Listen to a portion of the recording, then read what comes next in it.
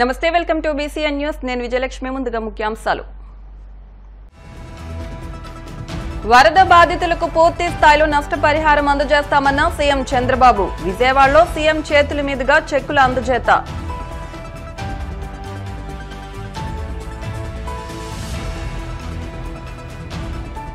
ప్రజలకు సంతృప్తికర పాలన అందిస్తామన్న మంత్రి వాసంశెట్టి సుభాష్. రాష్ట్రాన్ని చంద్రబాబు సంక్షోభం నుంచి సంక్షేమం వైపు నడిపిస్తున్నారని స్పష్టం.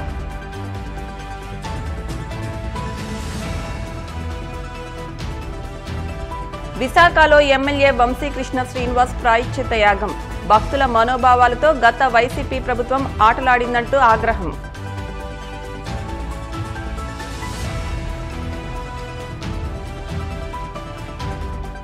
మూడు నెలల క్రితం రిపోర్ట్ వస్తే ఇప్పటి వరకు ఏం చేస్తున్నారు? కూటమి ప్రభుత్వాన్ని ప్రశ్నించిన మాజీ ఎంపీ భరత్. విజయవాడ వరద బాధితులకు పూర్తి స్థాయిలో నష్టపరిహారం అందజేసేలా కృషి చేస్తానని ఏపీ ముఖ్యమంత్రి చంద్రబాబు నాయుడు పేర్కొన్నారు. బుధవారం విజయవాడ కలెక్టరేట్ సీఎం తన చేతుల మీదుగా పలువురికి నష్టపరిహారం అందజేశారు. ఈ కార్యక్రమంలో పలువురు మంత్రులు కూడా పాల్గొన్నారు. సహాయక కార్యక్రమాలకు సంబంధించిన వివరాలను సీఎం చంద్రబాబు అధికారుల నుంచి అడిగి తెలుసుకున్నారు. ఈ సందర్భంగా చంద్రబాబు మాట్లాడుతూ అధికారుల సమీక్షా సమావేశాల్లో కంటే వరద సహాయక కార్యక్రమాల్లోనే ఎక్కువ సమయం వెచ్చించారని, 400 కోట్ల రూపాయలు సీఎం సహాయ నిధికి వచ్చాయని, వరద సహాయ కార్యక్రమాల్లో అధికారులు, మంత్రులు ఎంతో ఉత్సాహంగా పనిచేశారని అన్నారు. ఇంత పెద్ద విపత్తులో చిన్న చిన్న ఇబ్బందులు కూడా ఉంటాయని, ఆఖరు బాధితుల వరకు సాయం అందాలన్నదే తమ లక్ష్యమని సీఎం చంద్రబాబు వ్యాఖ్యానించారు. నూతనమైన ఒరవడి ఎప్పుడన్నా గాని ఒక విపత్తు వస్తే ఏ విధంగా హ్యాండిల్ చేయాలి, ఏ విధంగా వాళ్ళని ఆదుకోవాలి అనే దానిపైన ఒక న్యూ డైరెక్షన్ ఇవ్వడానికి, లేకపోతే మానవతా దృక్పథంతో పనిచేయడానికి మేము పనిచేశాం. ఇప్పటికి దగ్గర 25 రోజులు అవుతుంది విపత్తు వచ్చి. ప్రభుత్వ యంత్రాంగం ఒక బాధ్యతతో ఎన్ని విధాలా ఆదుకోగలుగుతామో ఒక విపత్తు వచ్చినప్పుడు మాటల్లో చెప్పడం కాకుండా చేసి చూపించాం. ఈ రోజు మేజర్ గా దగ్గర 4 లక్షల మందికి 602 కోట్ల రూపాయలు వారి అకౌంట్ లో డైరెక్ట్ గా వేశాం. మొత్తం 7,600 కోట్ల రూపాయలు నష్టం వచ్చింది. 7,600 కోట్ల రూపాయల నష్టం వచ్చినప్పుడు ఇది ప్రభుత్వ ఆస్తులకి, ప్రైవేట్ ఆస్తులు కలిసి వచ్చిన నష్టం. నేను చాలా తుఫాన్లు చూశాను, వరదలు కూడా చూశాను. ఇంతవరకు ఎప్పుడు నేను చూడనటువంటి విపత్తు ఇది. ఒకసారి క్లౌడ్ బరస్ట్. గత ప్రభుత్వం యొక్క నిర్లక్ష్యంతో 57 కోట్ల రూపాయలు మోడర్నైజేషన్ కి ఇస్తే అది కూడా ఖర్చు పెట్టకుండా ఒక రాజకీయ వివక్షతో క్యాన్సిల్ చేసి మొత్తం గండ్లను కూడా పూడ్చిన పరిస్థితి. ఒక పక్క నీళ్లు వస్తున్నాయి, వరదొస్తా ఉంది. ఒక పక్క ఈ నీళ్లు పోవడానికి వీలు కాకుండా అక్రమ కట్టడాలు, ఎక్కడికక్కడ అడ్డంకులు. సమస్య తీవ్రత నాకు అర్థమై ఇక్కడి నుంచి కదలడం కరెక్ట్ కాదని ఇక్కడే కలెక్టరేట్ లోనే మకాం పెట్టాను. ఇక్కడే నైట్ హాల్ట్ పెట్టుకున్నాను. ఆ సీరియస్నెస్ రాకపోతే ఈ సమస్య పరిష్కారం కాదని నేను ఆలోచించాను. ఒక విధంగా చెప్పాలంటే చాలా బాధపడ్డాం. మామూలు కష్టం కాదు. ఒక ముఖ్యమంత్రిగా మంచినీళ్లు అడిగితే ఇవ్వలేని పరిస్థితి. 3 రోజుల నుంచి మా పిల్లలు మంచినీళ్లు అడుగుతున్నారు, మేము వాళ్ళకి మంచినీళ్లు ఇవ్వలేకపోతున్నాం, మీరు నీళ్లు పంపిస్తారా? ఆ నీళ్లు పంపించడానికి కూడా సమస్య. మొట్టమొదటిసారిగా నేను చాలా సార్లు సీఎం రిలీఫ్ కూడా అనౌన్స్ చేసేవాళ్ళం. ఫస్ట్ టైం ఈ రోజుటికి 400 కోట్ల రూపాయలు సీఎం రిలీఫ్ కి డబ్బులు వచ్చింది. దాతల్ని మనస్ఫూర్తిగా అభినందిస్తున్నా, వాళ్లకు పాదాభివందనం చేస్తున్నా. 2,30,000, 40,000 వాటర్ పోయినప్పుడు ఎంత వెలాసిటీ వస్తుందో మీరు గుర్తుపెట్టుకోవాలి. ఆ వెలాసిటీలో 40 టన్నుల బోట్ వచ్చి ఏవైతే అక్కడ సపోర్టింగ్ ఉన్నాయో దాన్ని హిట్ చేసే పరిస్థితి. కాలం హిట్ కావాలి, ప్రాజెక్ట్ డ్యామేజ్ కావాలి. కానీ ప్రాజెక్ట్ డ్యామేజ్ కాలేదు. ఎందుకు? ఆ కాలంను కొట్టకుండా ఇది ఆ సపోర్టింగ్ దాన్ని ఏమంటారు, మనం కౌంటర్ వెయిట్ ను కొట్టాయి. ఆ కౌంటర్ వెయిట్ ఇరిగిపోయే పరిస్థితి వచ్చింది. ఇప్పుడు రిపేర్ చేస్తాను, చూసుంటారు మీరు. What is this? అవి తీస్తే రాలేదు. 4-5 రోజులు ఎన్ని విధాల ప్రయత్నాలు చేసి తీసే పరిస్థితికి వచ్చాను. బాధ్యత లేదా మీకు? క్షమాపణ చెప్పరా మీరు? మీ బొమ్మ వేసుకోలేదా? మీ గుర్తులేసుకోలేదా? మీ పార్టీ కాదా? అంటే దేశం వదిలిపెడతారా? ఆంబోతులా మీరు?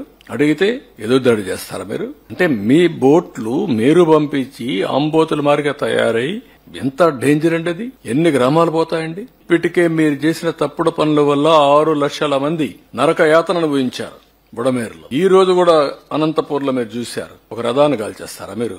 ఒళ్ళు దగ్గర పెట్టుకుంటారా లేదా? చెప్పా, ఎవ్రీవేర్ కెమెరాలు పెట్టమన్నాడు. మక్కలు ఇరగ్గొట్టిచ్చేస్తా. Be careful. రా అండ్ ఆర్డర్ గాని క్రియేట్ చేశారో ఇంట్లో నుంచి బయట వచ్చి ఎక్కడ చిన్న వైలెన్స్ జరిగినా నెక్స్ట్ 1 సెకండ్ లో మీ చొక్కా పట్టుకునే పరిస్థితి వస్తుంది. That is the mechanism I'm establishing. We are not inefficient. Yes will arrest. ఇదే కాదు, ఇవన్నీ అరెస్ట్ చేశాం. ఈ రోజు కూడా అక్కడ అరెస్ట్ చేశారు. ఎవడు తప్పు చేసినా, ఎవడు తోక తప్పినా, ఎవడు ఈ రాష్ట్రంలో నేరాలు క్రియేట్ చేయాలనుకున్నా అదే చివరి రోజు మీకు. I'm very clear on that. ఎవడైనా సరే ఒకవేళ సవాలుగా తీసుకుంటారా, నేను చేసి చూపిస్తా మీకు. నాకు కావాల్సింది ప్రజల ప్రాణాలు కాపాడాలి, ఆస్తులు కాపాడాలి, లా అండ్ ఆర్డర్ కాపాడాలి, శాంతి భద్రతల పరిరక్షణ నా ధ్యేయం. దాన్ని వైలేట్ చేయాలని మీ క్రిమినల్ చరిత్రతో మీరు వస్తే మాత్రం కబద్దార్ జాగ్రత్తగా ఉండండి. ఒక్కడిని వదిలిపెట్టి 100 రోజుల్లోనే సంతృప్తికర పాలన అందించి ఇది మంచి ప్రభుత్వమని ప్రజలు అంటున్నారని రాష్ట్ర కార్మిక శాఖ మంత్రి వాసంశెట్టి సుభాష్ పేర్కొన్నారు.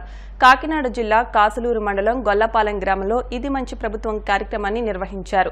ఈ సందర్భంగా కార్మిక శాఖ మంత్రి వాసంశెట్టి సుభాష్ మాట్లాడుతూ రాష్ట్రాన్ని సంక్షోభం నుంచి సంక్షేమం వైపు నడిపిస్తున్న ఇది మంచి ప్రభుత్వమని, 40 సంవత్సరాలు సుదీర్ఘ రాజకీయ చరిత్ర రాష్ట్ర ముఖ్యమంత్రి నారా చంద్రబాబు నాయుడు 4వ ముఖ్యమంత్రిగా బాధ్యతలు స్వీకరించి రాష్ట్రాన్ని సంక్షేమ అభివృద్ది పదంలోకి తీసుకెళ్తున్నారని పేర్కొన్నారు. ఈ కూటమి ప్రభుత్వం ప్రతి ఇంటికి వెళ్లి సంక్షేమ అభివృద్ది కార్యక్రమాలు వివరాలు తెలియజేసే కరపత్రాల పంపిణీ, స్టిక్కర్లు అంటించే కార్యక్రమం నిర్వహిస్తోందని తెలిపారు. సుమారు ఈ 100 రోజుల్లో 4 మెగా జాబ్ మేళాలు పెట్టడం జరిగింది.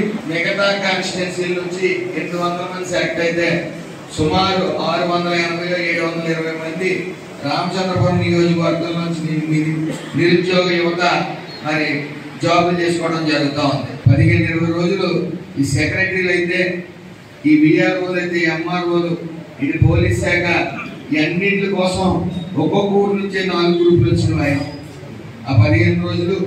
అలాగే 10 రోజులు ఇవన్నీ తీసుకుంటే, అలాగే నా శాఖకు సంబంధించిన మీటింగ్లు కానీ, ఇటు క్యాబినెట్ మీటింగ్లు కానీ ఈ 3 నెలల్లో కూడా నిరంతరంగా అటు ఇటు తిరగటమే అయింది. మీ మధ్య లేకపోయాను. ఈలోగా నగ్గేరుగా గెలిచారు కదా, ఇక మన పనే ఉందని కొంతమంది, లేకపోతే పని చేయలేదని కొంతమంది, లేదా కొంతమంది అయితే ఒక అడుగు ముందుకేసి 50,000 లక్ష రూపాయలు తీసేసుకున్నారంటని చెప్పడం చాలా విడ్డూరంగా ఉంది. ఎందుకంటే మా తాతలు కానీ, అలాగే నా తండ్రి కానీ 2 కోట్లు సంపాదించాడు. నేను డబ్బులో పుట్టి డబ్బులో పెరిగినాడు. నేను 50,000కి, 1,00,000కి, 2 లక్షలకి కట్టెలో కానీ పొలంలో కానీ కావాలట్టడం మనం చూసామా? ఏ రోజు కట్టలేదు ఆయన. పైగా లక్షల కోట్ల అవినీతి చేసిన వ్యక్తి 1 కోటి రూపాయలు విరాళంగా ఇచ్చి చేతికి దొరుకుని వెళ్ళిపోయాడు. అదేదో ఆయన కష్టపడి సంపాదించిన డబ్బులే. మరి చంద్రబాబు నాయుడు గారు ఇందాక దాంట్లో చెప్తూ ఆయన 1000 రూపాయలు పెంచి 3,000 నుంచి 4,000 చేసి, అది కాక 3 నెలలకు 3,000 కలిపి 7,000, 65,18,000 మందికి 7,000 రూపాయలు పెన్షన్ అందజేయడం, అది 4,403 కోట్ల రూపాయల్ని ప్రజలకు అందజేయడం మీరు అందరూ గమనించారు. ఈరోజు కనీసం టీటీడీలో ప్రసారాన్ని కూడా కల్తీ చేసిన వైనం, అలాగే ప్రతి దాంట్లోనే అవినీతి, ప్రతి శాఖలోనే అవినీతి. ఏదేమైనప్పటికీ ప్రతిపక్ష హోదా కూడా లేని పరిస్థితి ఈరోజు జగన్మోహన్ రెడ్డి. ప్రజల కంటి మీద కునికి లేకుండా చేసింది ల్యాండ్ టైటిలింగ్ యాక్ట్. అదే కానీ రద్దు చేయకపోతే మన ఆస్తి మీద మనకి పూర్తిగా అవుతలేదు. కనీసం ఒరిజినల్స్ కూడా ఇవ్వడం వైను. అలాగే మన పాస్బుక్ మీద Jaganmohan Reddy photo. Land titling act వెంటనే రద్దు చేయడం. అదేవిధంగా అన్నా క్యాంటీన్ సుమారు ఉదయం టిఫిన్ 2 పూట్ల భోజనం కేవలం 5 రూపాయలకే సుమారు 175 నియోజకవర్గాల్లో అన్నదానం జరుగుతున్న అన్నా క్యాంటీన్ వెలుగులోకి రావడం జరిగింది. ఏదేమైనప్పటికీ 100 రోజులు కూడా నిరంతరం ఆయన పడుకోలేదు, అధికారులను పడుకోనవ్వలేదు, నాయకులను పడుకోనవ్వలేదు. ఈ 75 సంవత్సరాల్లో కూడా ఆయన ఒక మాట చెప్పారు, మళ్ళీ 95 చంద్రబాబు చూస్తారని ఆయన చూపిస్తా. తిరుమల శ్రీవారి లడ్డూ ప్రసాదం తయారీలో కల్తీ నెయ్యి వివాదం తారాస్థాయికి వెళ్లిన సంగతి తెలిసిందే. కల్తీ నెయ్యి వ్యవహారం రచ్చకెక్కడంతో AP deputy CM Pawan Kalyan ప్రాయశ్చిత దీక్షను చేపట్టారు.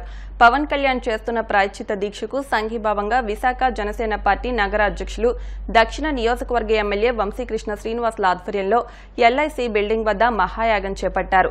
ఎమ్మెల్యే వంశీకృష్ణ శ్రీనివాస్ మాట్లాడుతూ తిరుమల ప్రసాదాన్ని భక్తులు పరమ పవిత్రంగా భావిస్తారని, లడ్డూ తయారీలో కల్తీ ఘటనపై ప్రతి ఒక్కరిలో వేదన ఉందని, గౌరవ ఉప ముఖ్యమంత్రి పవన్ కళ్యాణ్ చేపట్టిన ప్రాయశ్చిత దీక్షకు సంఘీభావం తెలియజేయడం అందరి బాధ్యత అని అన్నారు. తిరుమలలో జరిగినటువంటి నెయ్యి కల్తీ మీద పవన్ కళ్యాణ్ గారికి మద్దతుగా హిందువులు అత్యంత దైవంగా పూజించే వెంకటేశ్వర స్వామికి అపచారం జరిగింది కాబట్టి ఎటువంటి ప్రకృతి వైపరీత్యాలు రాకుండా, ఎటువంటి ఇబ్బందులు లేకుండా ఇవాళ రాష్ట్ర వ్యాప్తంగా తెలుగు వాళ్ళు ప్రపంచవ్యాప్తంగా కూడా ఎన్నో పూజలు చేస్తూ ఉన్నారు. జరిగినటువంటి పాపాన్ని క్షమించమని, వెంకటేశ్వర ఆగ్రహించొద్దని ఇవాళ పవన్ కళ్యాణ్ గారు 11 రోజులు దీక్ష చేస్తున్నారు కాబట్టి ఆ దీక్షకు మద్దతుగా మేము ఇవాళ ఒకరోజు దీక్ష చేస్తూ ఉన్నాం. రేపు నుంచి నియోజకవర్గంలో అన్ని గుళ్ళు కూడా సందర్శించి అక్కడ కూడా ఆ గుళ్ళని కూడా క్లీన్ చేయడం జరుగుతూ ఉంది. హిందువుల మనోభావాలు దెబ్బతిన్నాయి కాబట్టి మతాలకు అతీతంగా ఇవాళ ముస్లింలు కావచ్చు, క్రైస్తవులు కావచ్చు, ఎవరైనా కావచ్చు, ఎక్కడ జరిగినా పాపమే కాబట్టి, దేవుడు ఒకరే కాబట్టి ఎక్కడ జరిగినా ఇది అన్యాయాన్ని తీవ్రంగా ఖండిస్తూ ఉన్నాం. ఈ పాపం చేసిన వాళ్ళకి శిక్షించాలని ఖచ్చితంగా దేవుడికి శిక్షిస్తాడు, అలాగే చట్టరీత్యా కూడా శిక్షించాలని మనస్ఫూర్తిగా కోరుకుంటున్నాం. పవన్ కళ్యాణ్ దీక్ష అద్భుతంగా సక్సెస్ అవ్వాలని, ఇవాళ రాష్ట్ర వ్యాప్తంగా జరుగుతున్న దీక్షలని కూడా సక్సెస్ అవ్వాలని, ఆ దేవుని యొక్క ఆశీస్సులు దేశ ప్రజలకు, ప్రపంచ ప్రజలు అందరికీ ఉండాలని, ముఖ్యంగా మన రాష్ట్ర ప్రజలకు ఉండాలని మనస్ఫూర్తిగా కోరుకుంటున్నాం. టీడీపీ ఏదైతే ఉందో నేషనల్ డైరీ డెవలప్మెంట్ బోర్డు వారి యొక్క రిపోర్టు నెయ్యి అప్రాప్రియేటివ్ కాదు, ఇది సమపాలలో లేదు అనేదైతే క్లియర్గా ఎవిడెన్స్ అయితే ఉంది. ఆ ఎవిడెన్స్నే ఈఓ గారు దృష్టిలో పెట్టుకుని దాన్ని మీడియా ముందు ఉంచారు.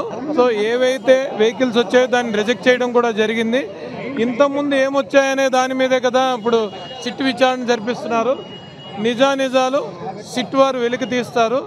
ఆ దేవదేవుడు ఆశీస్సులు ఈ రాష్ట్రంపై ఉండాలి. ఎవరు తప్పు చేసినా వారికి శిక్ష తప్పదు. దేవుణ్ణి ఎవరు అపవిత్రం చేసినా దానికి శిక్షకి లోనవుతారు. సో దానిలో భాగంగా ఈ జనసేన చేపట్టిన సంఘీభావ దీక్ష మా సౌత్ ఎమ్మెల్యే మా ప్రీతం నాయకుడు వంశీకృష్ణ గారు చేసిన, అక్కడ పవన్ కళ్యాణ్ గారు చేస్తున్నారు, రకరకాల మాధ్యమాల్లో నిరసన చేస్తున్నారు.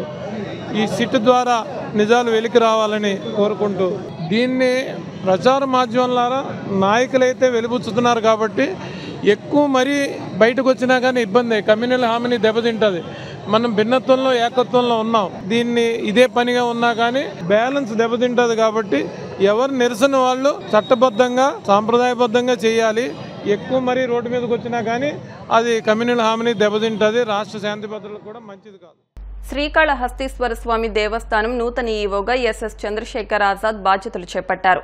ఈ సందర్భంగా ఆలయ అధికారులు ఆయనకు స్వాగతం పలికారు. స్వామి అమ్మవార్ల దర్శనానంతరం తీర్థ ప్రసాదాలు చిత్రపటం అందజేశారు. అనంతరం దేవస్థానంలోని పలు ప్రాంతాలను పరిశీలించారు. ఈ కార్యక్రమంలో ఆలయ అధికారులు, అర్చకులు పాల్గొన్నారు.